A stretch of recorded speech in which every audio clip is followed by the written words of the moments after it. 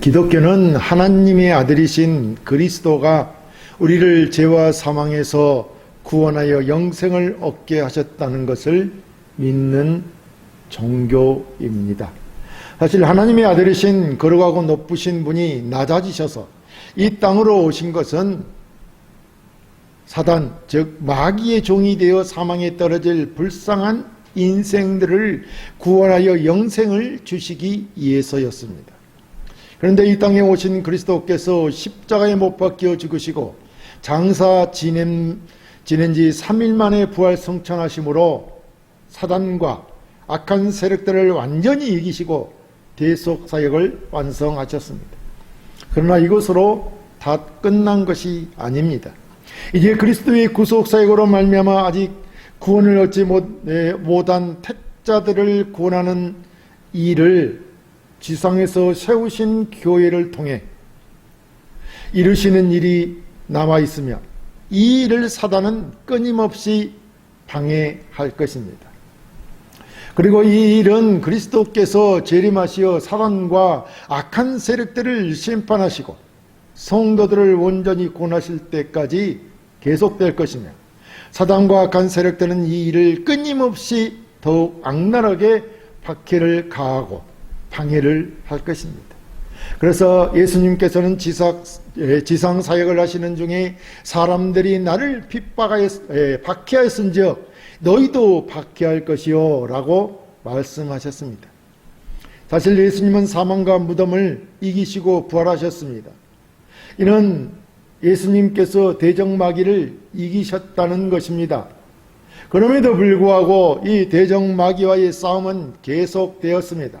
우리가 잘 알고 있듯이 사단마귀는 하나님을 대적하다가 하늘에서 쫓겨나게 되었습니다.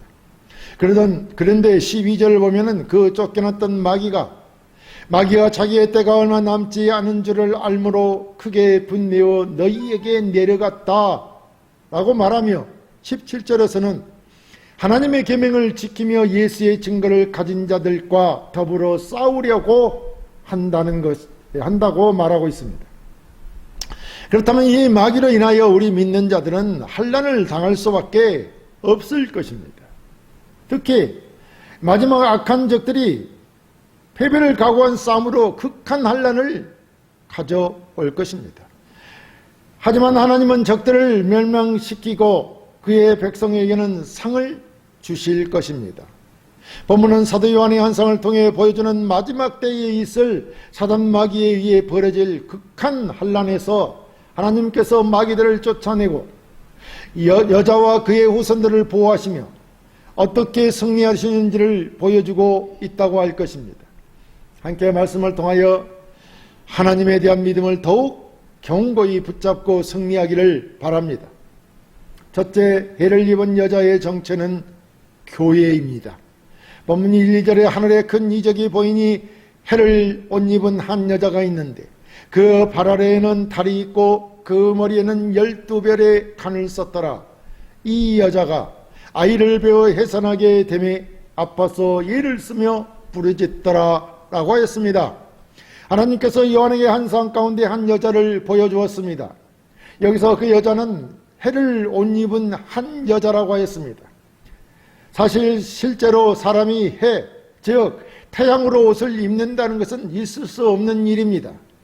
그렇다면 이는 분명 상징적인 것인데 태양과 같이 빛나는 천체를 옷 입었다는 것은 빛나는 하나님의 영광을 입었다는 것으로 그리스도의 존귀와 영광을 온몸에 받고 있다는 것입니다.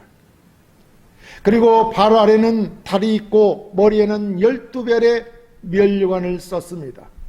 이 여자의 모습이 여러분 상상이 가십니까? 얼마나 영광스럽고 아름다운 모습입니까? 이 세상은 하나님 앞에 온통 불의하고 썩어 없어질 것들이 아닙니까? 물론 상징적이지만 이 세상에서 이런 영광스럽고 아름다운 모습은 하나님의 부르심을 받은 성도들의 공동체로 교회밖에 없는 것입니다.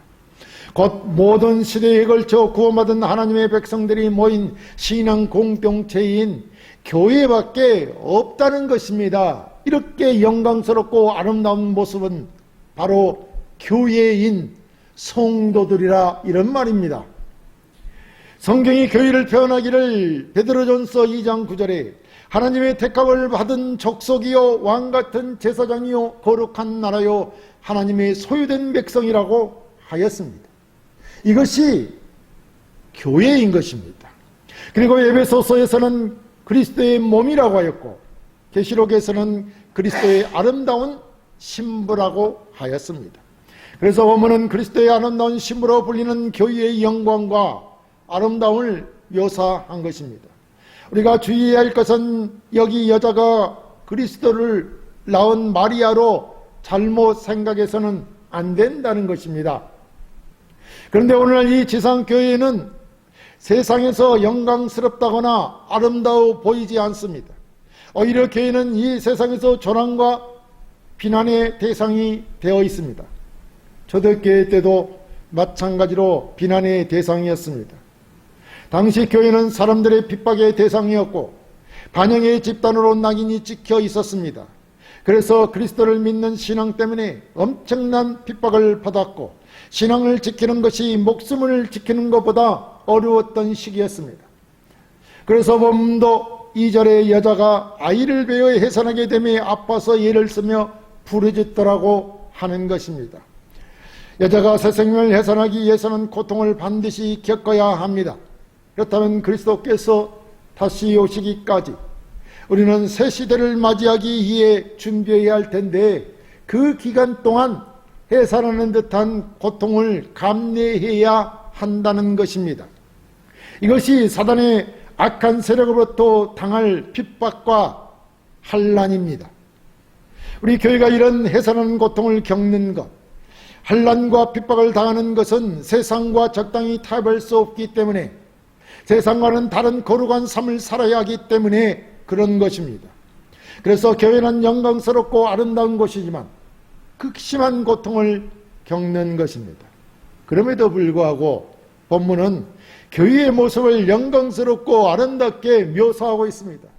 그것은 고난과 멸시 가운데서 신앙하는 성도들을 이루하기 위해서겠지만 그것보다도 실제로 교회는 지극히 영광스럽고 아름다운 존재인 것입니다. 제가 드린 말씀은 유형의 교회, 예배당을 말하는 것이 아니라 무형의 교회의 영적인 교회의 모습을 말하는 것입니다.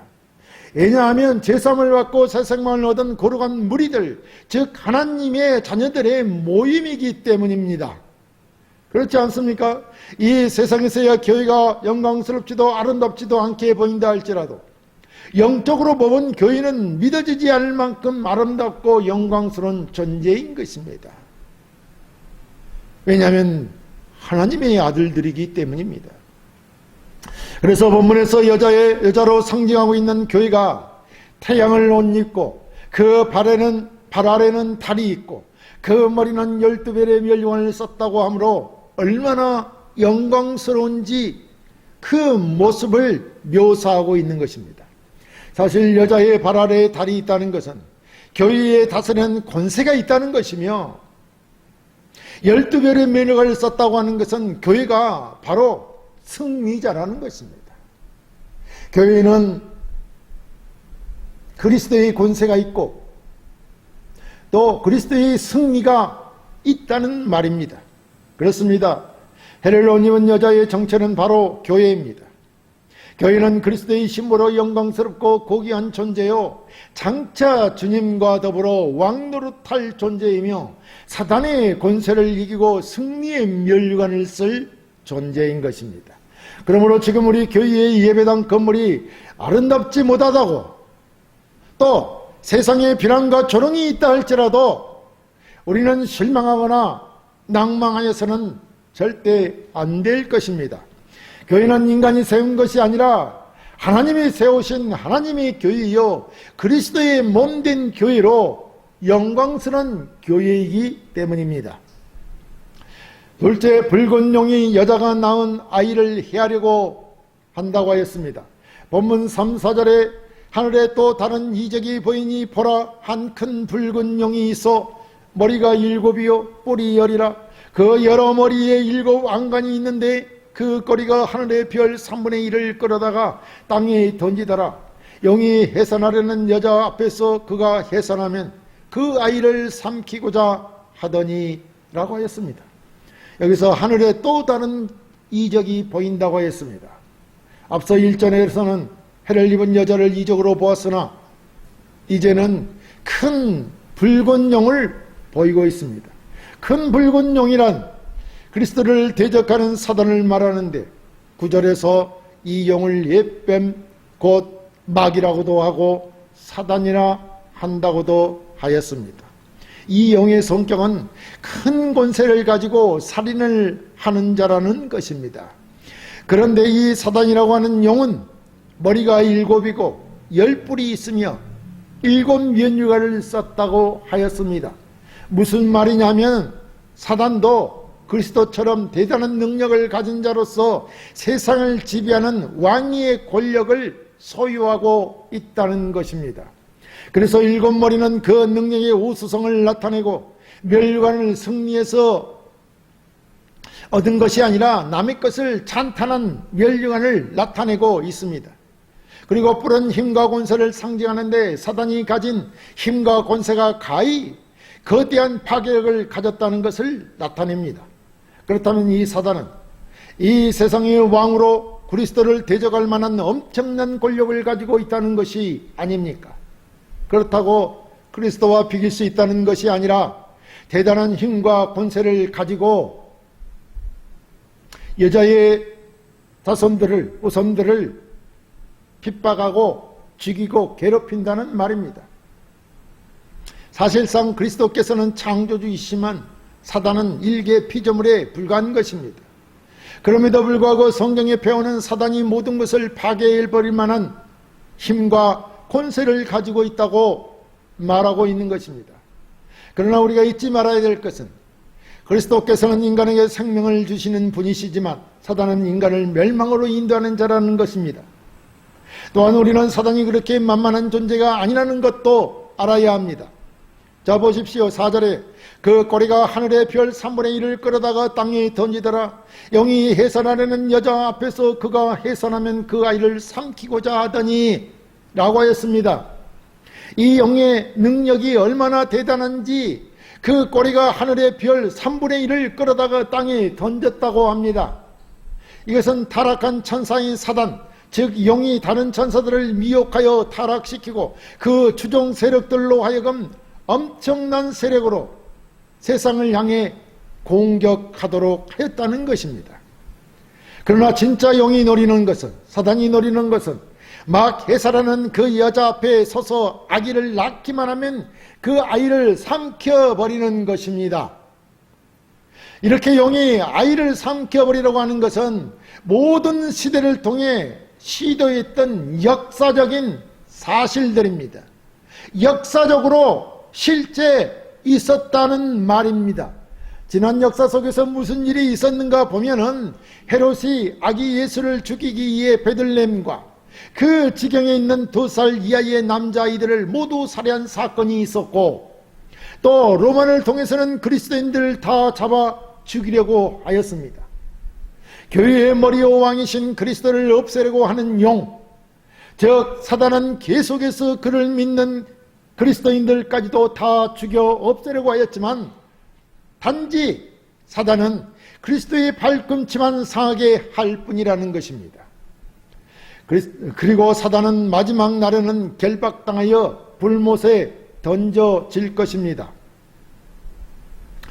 셋째, 하나님은 여자를 사단으로부터 보호하십니다. 본문 5, 6절에 여자가 아들을 낳으니 이는 장차 철장으로 만국을 다스릴 남자라. 그 아이를 하나님 앞과 그 보좌 앞으로 올려가더라. 그 여자가 강야로 도망하며 거기서 1260일 동안 그를 양육하기 위하여 하나님께서 예비한 곳이 있더라 라고 했습니다. 여기서 장차 철장으로 만국을 다스릴 남자란 메시아 되신 예수 그리스도를 말합니다. 시편 2장 9절에 보면 네가 철장으로 그들을 깨뜨리며 질그릇같이 부수리라 하시도다라고 했는데, 이런 그리스도께서 지악의 권세와 하늘의 원수들을 낭비없이 아주 깨뜨려 버리실 것을 예언한 것이며, 이 일은 주님의 재림에 하시는 때에 이루어질 것입니다.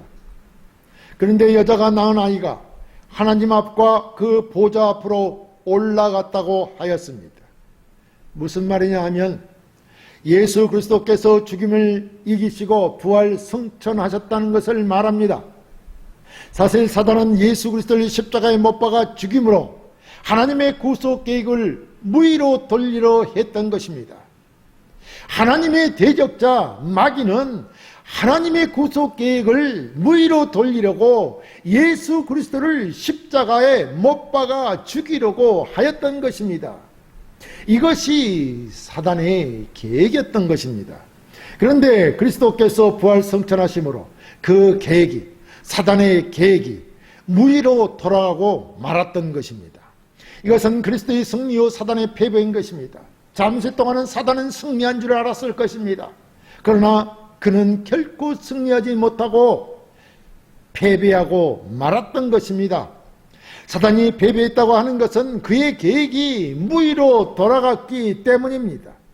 그리고 그리스도로 인하여 하나님의 구속 계획은 성취되었고, 이제는 하나님께서 구원하기로 작정한 사람은 누구나 이 예수 그리스도를 믿음으로 다 구원을 얻을 수 있게 되었던 것입니다.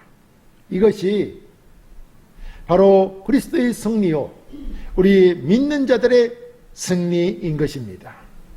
사단은 그리스도가 하나님 보좌 앞으로 올라가 버리자 자신의 계획이 무산되어 버려서 그의 시대도 끝나가는 것입니다. 이미 끝나가는 것이죠. 그러자 사단은 분노하여 발악을 합니다. 그래서 사단은 그 분노를 여자에게 돌려 핍박하려고 했던 것입니다. 여자가 누구라고 그랬습니까? 여자의 정체는 교회라고 했습니다.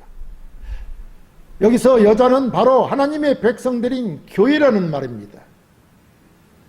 그래서 교회를 핍박하려고 한다는 말입니다. 그러나 하나님께서는 여자를 강해로 도망하게 하여 보호하시는 것입니다. 그렇다면 여기서 강해는 어디입니까? 성경에서 강해는 이 악한 세상이 아닙니까? 하나님은 황량한 강야에서 이스라엘 백성들을 40년 동안이나 먹이고 보호하였습니다. 이 땅에서 보호하였다는 것입니다. 그리고 강야로 도망하여 1260일 동안 하나님이 예비한 곳에서 교회를 먹이시고 보호하셨다고 하였습니다. 여기 1260일이란 예수님의 부활과 예수님의 재림 사이의 기간을 말합니다. 바로 지금이죠. 그 기간 동안 예수님이 부활 승천하심으로 교회의 곁을 떠나는 것이 아니라 항상 함께 하시며 보호하셨다는 것입니다. 그러면 하나님은 무엇으로부터 교회를 지킵니까? 끊임없이 사단은 하나님께서 허락하신 막강한 공중권세로 늘 교회를 내치고 무력하게 하며 악화시키고 교회의 사명을 다하지 못하게 합니다. 그래서 사단은 영은 교회를 대적하여 전쟁을 벌여서 일부 신자들을 죽이기도 합니다. 이 사단에게서 하나님은 자기 백성에게 영의 맹공을 견딜 수 있는 영적인 힘을 주셔서 믿음에서 떠나지 않도록 보호하시고 지키신다는 것입니다. 우리의 믿음을 끝까지 붙잡을 수 있도록 이루어 주시고 격려해 주시고 보호하시며 지키신다는 것입니다. 사랑하는 성도 여러분, 여자인 교회는 빛나는 해를 입고 있습니다. 그래서 교회는 하나님의 영광이요 온 세계의 영광인 것입니다. 교회를 통하지 아니하고는 구원 얻을 수 없으며 하나님께 갈 수 없는 것입니다. 저 여러분이 바로 이런 영광스러운 존재라는 것입니다. 그렇지만 세상 공중권세를 잡은 용인 사단 마귀는 끊임없이 교회를 핍박하고 고난을 당하게 하고 괴롭히고 있는 것입니다. 그것이 하나님의 구속 계획이기 때문에 계속 대적하여 교회를 괴롭히는 것이죠. 이것이 오늘날 교회의 영적인 현실입니다. 지금도 사단 마귀는 늘 교회가 하나님을 떠나 배교하도록 미혹하고 있습니다. 그러나 사단의 계획은 실패했고 하나님의 구속 계획은 그리스도로 말미암아 온전히 이루어져 승리하셨다는 것을 우리는 잊지 말아야 합니다. 사단은 메시아이신 그리스도를 없애려고 하였으나 실패하였습니다. 그리스도를 십자가에 못 박아 죽게 하심으로 잠시 성공한 것 같았으나 부활 성천하심으로 사단의 계획은 수포로 돌아가고 말았던 것입니다. 그러자 이제 사단은 그리스도의 몸된 교회를 핍박하고 교회의 사명을 감당하지 못하도록 온 힘을 쓰고 있지만 저들은 반드시 실패할 것입니다. 왜냐하면 그리스도께서 부활 성천하시어 하나님 보좌 우편에서 우리를 위하여 기도하시며 지금도 만물을 다스리고 계시기 때문입니다. 사단을 이기시고 부활 성천하신 그리스도를 우리가 지금 믿고 섬기고 있기에 하나님의 보호가 있으며 반드시 승리하게 하실 것입니다. 그러므로 끝까지 믿음을 지켜 승리하는 자가 되어야 할 것입니다.